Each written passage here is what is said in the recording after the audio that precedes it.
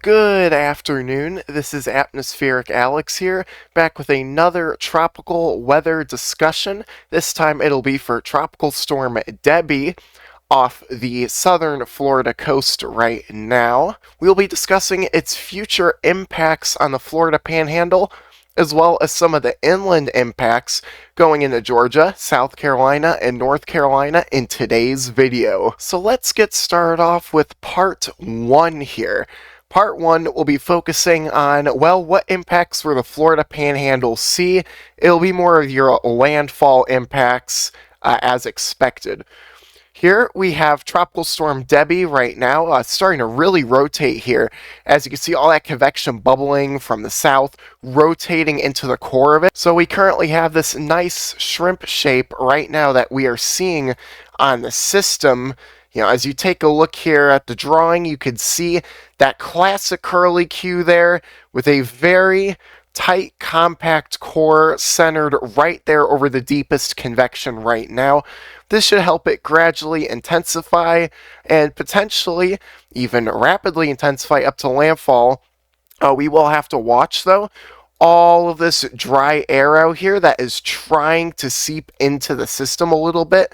This is being fought off by its strong outflow, so we'll just have to see what happens over the next several hours. So we are going to take a look at the National Hurricane Center's cone of uncertainty for Tropical Storm Debby here. And you can see it's starting off this morning, and it will be tracking up towards the Appalachia Bay here, going into tomorrow morning. I'd say around 6 to 9 a.m. is when landfall can be expected here as a mid-end Category 1 hurricane. And we are beginning to see here hurricane warnings that have been issued for those areas of the Big Bend.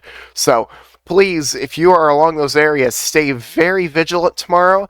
Expect hurricane conditions in the form of damaging, destructive winds, heavy rainfall, tons of storm surge, and maybe even some tornadic activity as well, which we will get into in just a little bit. And now for your peak storm surge forecast, again from the National Hurricane Center, straight out of the mouths of the professionals here.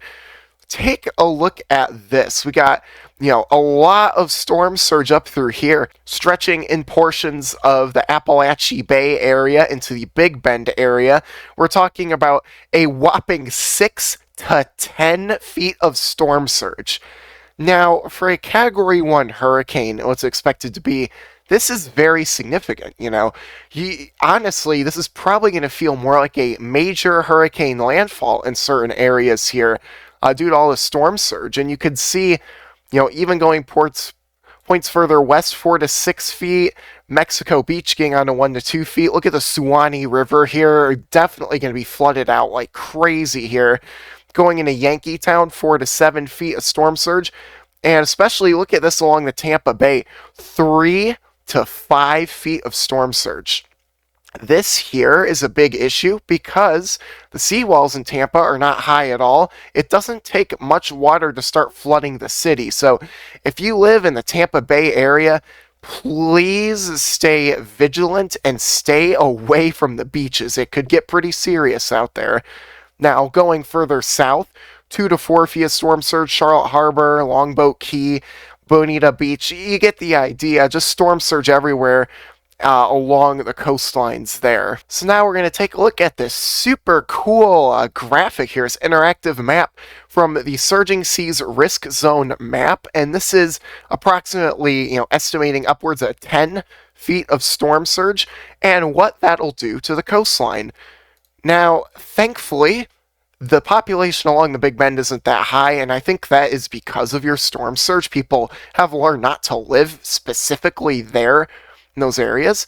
But you can see here, as we zoom in, look at this down here. The Suwannee River here, that's right, the Suwannee River here is going to expect significant flooding, it appears. Significant flooding. And, this could be a very serious threat. If you live along the Suwannee River, you need to get out of there now. And I am being serious. This could flood very fast, especially if you get more than 10 feet of storm surge. If this thing intensifies, you just need to get out of there, straight away. And let's take a more zoomed in view at this. Look at this here. The Southeast 349 highway is flooded almost all the way up the coast into the river there. So do not travel on that highway tomorrow morning, even later tonight. Significant storm surge will be expected. And I mean, I bet if there are any live cameras along there, you could see just the rushing water just piling up there. And just please stay safe in this crazy event here. Now, what if we were to head further west here? Well, we stumble across areas such as the Coastal Highway. No, I would rename that the Gulf of Mexico Highway, because that's what you're going to be driving, and that's terrible. I mean, my goodness. Just all these areas here, all these crossings here, stay away from. You could end up in serious trouble if you drive into that, so please stay very aware of that. Okay, now after all that talk about storm surge and everything, we're going to take a look at our HAFS B model for Debby. We're only going to take a look at this one because it does seem like a fairly accurate one to use at this time. This is this morning. Heading into this afternoon, you begin to see a bit more of an inner core becoming trying to become more established here. We'll have to see if this happens. Honestly, we already do have a bit of an inner core, so this might be running a little bit behind schedule here. But let's continue to take it out here into this evening and into tonight. We could see a period of rapid intensification as we begin to see this core like a lot more established here. You see your outer banding features, which is also becoming more organized, by the hour here. And taking us into tonight and to early tomorrow morning, we are down to 981 millibars. This is a Category 1 hurricane here tomorrow morning, 5 a.m. We are seeing a very well-defined eye wall here. Bit more swirly in nature, though, due to how the system is. And several water spouts making their way on shore, probably even a couple strong water spouts as well, just absolutely raking, the Big Bend area here of Florida. This is very serious, and this is, where your tornado threat's coming from. You look at tomorrow morning, and it makes landfall here, it's at around 6 to 9 a.m., very well-defined eye wall. If this had more time over water, this would definitely get a lot more intense. And you could see your storms moving on shore, your water spouts. It is possible for there to be a tornado outbreak tomorrow across portions of the far, far eastern Florida panhandle here. It's more the mainland regions, out in this general vicinity here, I would say. So please stay very weather aware with that tomorrow and have emergency alerts turned on. If you have any weather radios, be sure to turn those on as well so you know when warnings get issued.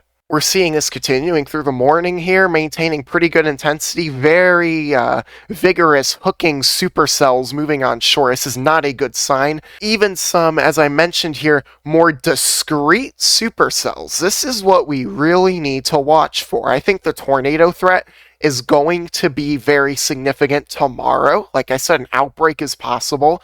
And you can even see some of these inner bands here. Looking a lot of hooks in here as well. Hopefully tomorrow we have our WARN-ON forecast models out so we can accurately identify where these are going to occur. And this continues through landfall here. This is now into Monday evening. And it just continues with heavy rainfall. We'll get into that in a minute. Now I want to take you all into your Storm Prediction Center convective outlook here.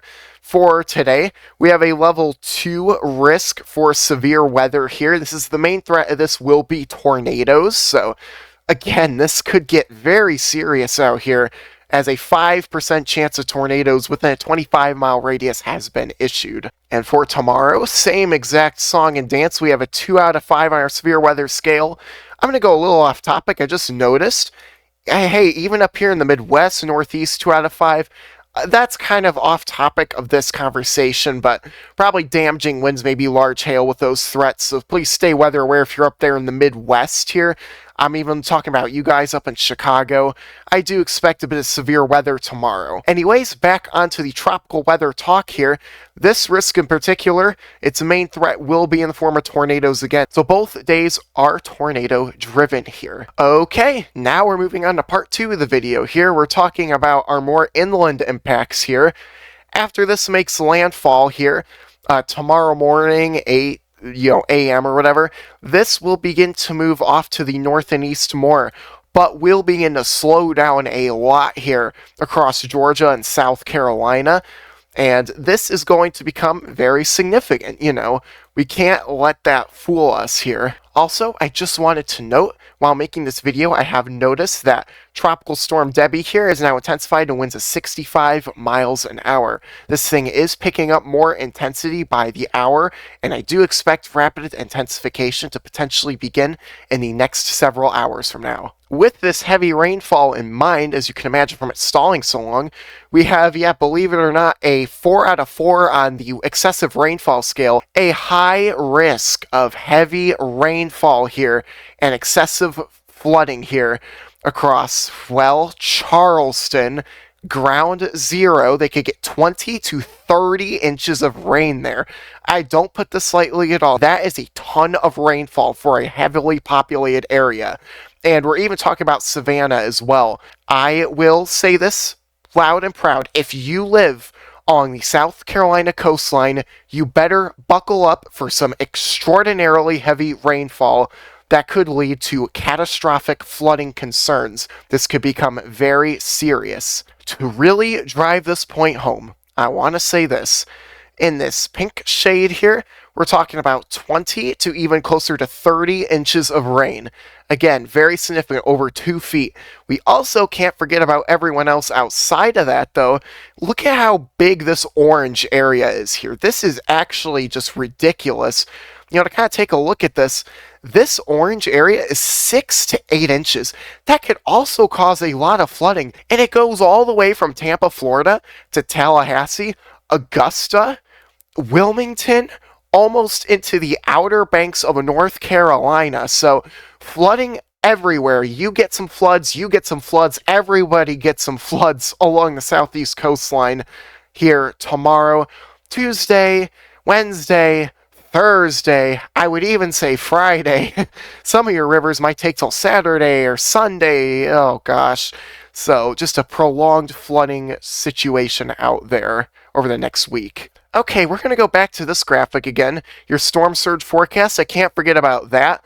Along the coastline here, along the South Santee River and the mouth of St. Mary's River, we're talking about 2 to 4 feet of storm surge. That's still quite a bit, and with all that flooding, I mean, you could almost equate this to some of the stuff we are going to be seeing down here in the Florida Panhandle, so impacts either way, nobody's getting even worse impacts. It's equally as bad across those two areas, so please stay vigilant here along the South Carolina coastline over the next few days. Now let's take a look again at the HAFS-B model. So again, landfall, like I said, tomorrow morning, all that yada yada yada. But look at how slow this thing starts to move. This is, tomorrow evening, tomorrow night, and I'm hitting the arrow button to go 3 hours in advance.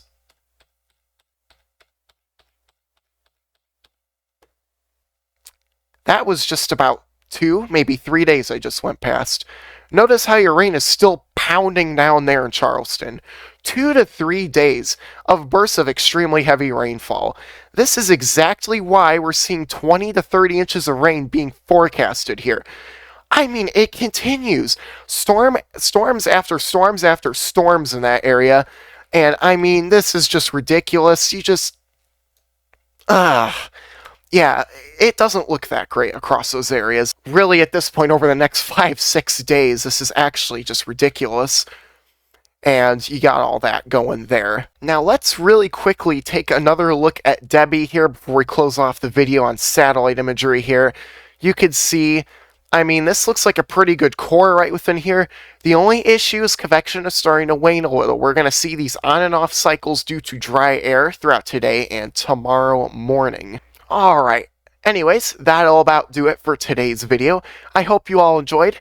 If you did, please be sure to absolutely smash that like button so we can get this out to as many people as possible. And feel free to subscribe as well, that'll help out my little corner of the weather community. We are all working as a community here to give out detailed information for Debby as of now. Anyways, I'll see you all in the next video. Take care and goodbye.